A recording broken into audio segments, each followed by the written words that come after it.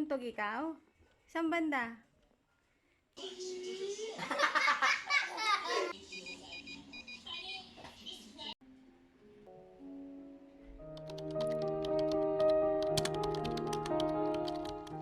Hi there, you are mommies. This is Mommy's Corner and welcome to my channel. So, weekly vlog tayo ngayon, which is ang entry natin ay si MK, ang aking bunsong anak.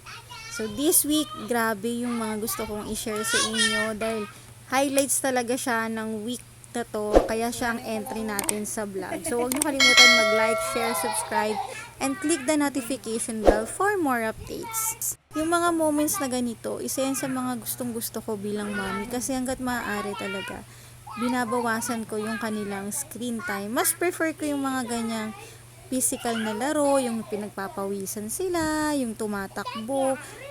Ano yan, Kay? Papa. Papa, kakain ka? Kakain po ikaw?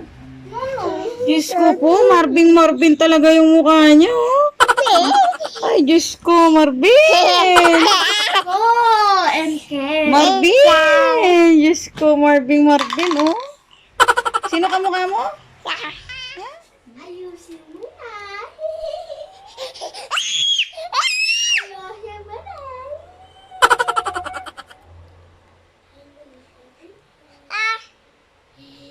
Tawagin mo kasi si Kuya, tawagin mo, Kuya. Kaka.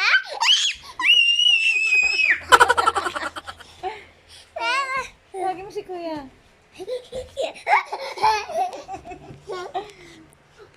So, ayun, alam niyo na kung bakit minsan nahihirapan ako mag-voice over. Kasi si MK, madalas na siyang tumitili, sumisigaw, yung harot-harot. Tulad ngayon, kasama ko nag-voice over. So, iniiwasan ko kasi yun dahil, syempre, mamaya baka isipin ni Lolo YouTube na may batang umiiyak, though hindi siya umiiyak. So, ngayon, pag mga ganyang mga moments na MK, kinukuhanan ko talaga ng video kasi hindi ko na mababalik yung mga ganyang moments niya, ganyang likot niya, ganyang mga kakyutan niya. Dahil ang bilis-bilis lang lumaki ngayon ng bata. And isa sa nakakatuwa kasi kay MK, kaya ko mas prefer na mag-personal vlog ngayon dahil natutuwa siyang panoorin yung sarili niya. Mas gusto nga niyang panoorin pa yung sarili niya kaysa panoorin si Miss Rachel, si Patty Shukla, at kung sino-sino pa noon na talagang grabe yung kanyang interest. So ngayon itong vid na to, alam niyo ba na sinumbong niya si Kuya Sander niya kasi pabiro siyang inuntog ni Sander. Pero pabiro lang. So tingnan niyo kung paano siya magsusumbong. Saan banda? Turo mo. Inuntog ka nga. Saan banda? Diyan.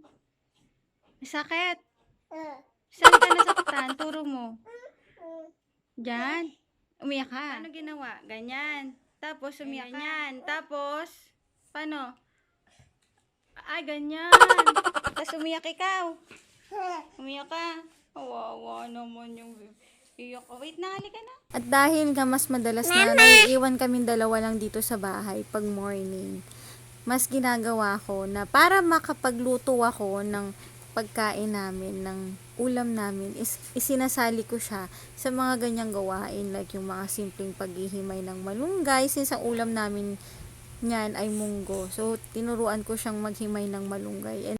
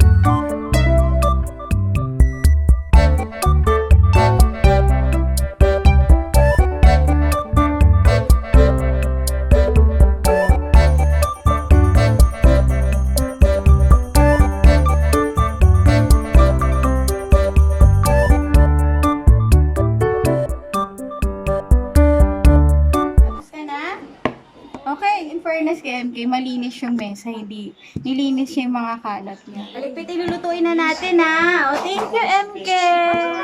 Tapos na. Thank you po. Lulutuin na to ni Mami kasi kakainin ni MK. Wow. Sipag talaga naman.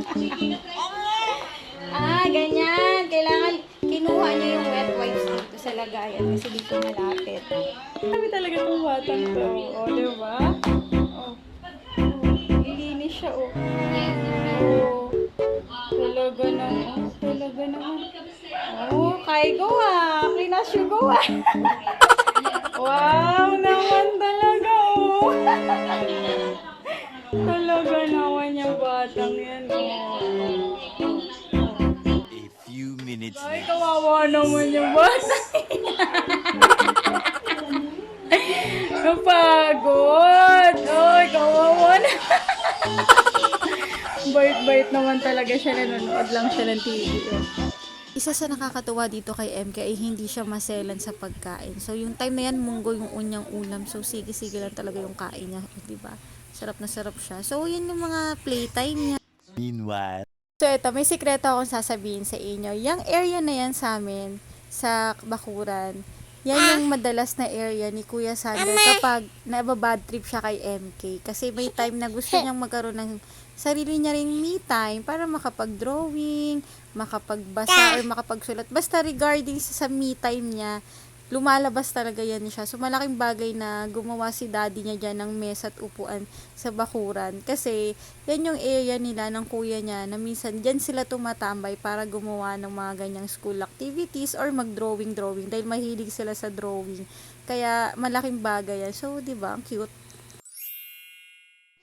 So, yung mga moments na ganyan, yan yung hindi ko ipagpapalit bilang nanay. Dahil, alam mo yun, forever na nakatatak talaga sa puso ko. Yung ganyang moments nila. Kaya, laking bagay na nag-video din ako o nagbablog. Kasi, darating yung panahon, alam mo yung magtutrowback sila, kami, manonood kami ng mga videos nila nung maliliit sila habang, alam mo yun, yung time na nagbabanding sila, kung gaano sila ka-close, mababalikan talaga. Kaya, sobrang thankful ako na pinasok ko rin yung vlogging. Kasi, yung ganyang moments, di ba? Alam mo yung pamitan mo, babalikan nila at panonood. Nakakatuwa lang.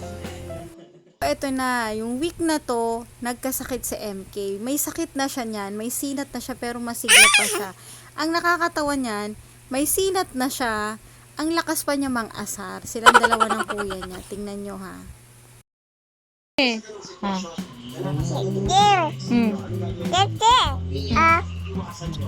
Turo mo saan masakit. Sabi mo kay daddy. Saan masakit? Turo mo saan. Ay, ulo. Sakit ulo ni MK. Tawagin mo daddy. Sabi mo, daddy. Masakit po ulo ko, daddy. Sabi mo. Sabi mo. Wait daw. Sabihin daw. Oh, wait daw. Oh, go. Oh, go. Daddy. Go. Wait daw. Oh.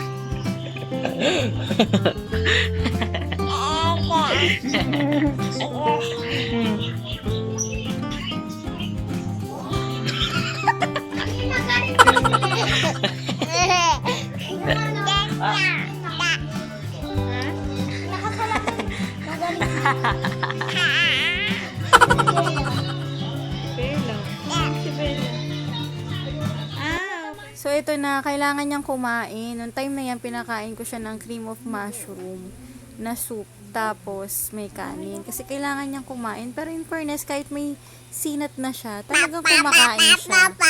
Pero tingnan nyo, may nakikikain doon na isa sa gilid. Ay, sa likuran ni MK. Yung tipong sumusubo kasi gusto niyang tikman. So, tingnan nyo si Sander. Nga pa talaga siya dyan kasi makikikain ko. Diba? Makikikain talaga siya kahit anong mangyari kasi nga masarap yung pagka-timpla nung sabaw. Though, ano lang naman yun, instant yung sabaw na yun. So, pasensya nyo na yung voice over ko dahil katabi ko si MK at nakiki-voice over din siya. So, talagang madaldal na siya ngayon. So, ayan, yung time na yan, alam ko is nagsasa 37.1. Ganyan yung mga temperature ni MK. Pero, masigla pa siya. And isa sa ginagawa ko talaga pag may mga lagnat sila, sinat, is naglalagay ako ng big sa kanilang mga patas ng memedyas ako. Gawain nyo din ba yun mga mi? Comment down below. The following day.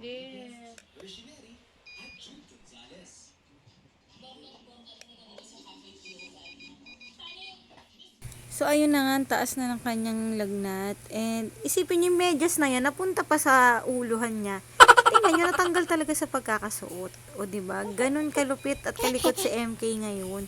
Tipong napupunta na yung medyas sa uluhan niya. So, yan. So, the next day, ganun na naman. Masama pa rin yung kanyang pakiramdam. Pero actually, masigla siya. And bilang stay-at-home mom, hindi ko pa rin kasi maiiwasan na gawin pa rin yung mga prior commitments ko sa ibang brand or sa ibang collaborator. Kaya naisisingit ko pa siyang gawin. Pero though, alam kong isa to talaga pinakamalupit na kailangan natin gawin, which is mag-time management and multitasking tayo mga. And then, ayan, so, padede time tayo kay MK. Wala akong pinaiinom sa kanya munang gamot. Talagang breastfeed muna siya ngayon. And malaking bagay talaga yung breastfeed kasi kinabukasan, so ayan, nakakapag-play na siya. Though sinat lang yung naranasan niya for 2 days. At least, ayan, masigla siyang, kahit nagkasakit siya, masigla siya. And may time pa na nakagala talaga siya. So yun lang. Weekly vlog to ni MK. I'm sure matutuwa na naman siya pag pinanood niya to dahil tuwang-tuwa siyang napapanood yung kanyang sarili. Huwag niyo kalimutan mag-like, share, subscribe, and click the notification bell for more updates. And ingat kayo mga moms. Bye!